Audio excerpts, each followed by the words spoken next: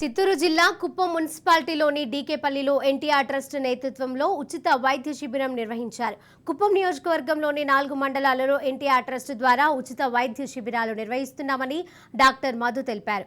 నోటి సమస్యలతో బాధపడుతున్న వారికి త్వరలో మెరుగైన వైద్య సేవలు అందిస్తామని, ఈ వైద్య శిబిరం ద్వారా 300 మందికి వైద్య పరీక్షలు నిర్వహించి ఉచితంగా మందులను అందజేశామని ఆయన తెలిపారు.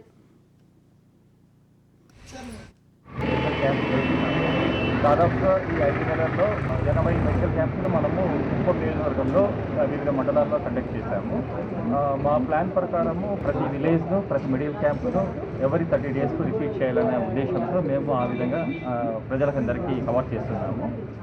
మేము గమనించిన ఈ మెడికల్ క్యాంపులో మేము కుప్పంలో చాలా మంది బీపీ, చాలా మంది షుగర్ పేషెంట్స్ సరైన ట్రీట్మెంట్ లేకుండా ఉన్నారు. ట్రీట్మెంట్ తీసుకుంటున్నారు కానీ కంట్రోల్ లేకుండా ఉంది. ఉన్న బీపీ, షుగర్ పేషెంట్స్ ఐడెంటిఫై చేసి వాళ్లకు సరైన చికిత్సా విధానంలో మందులను మేము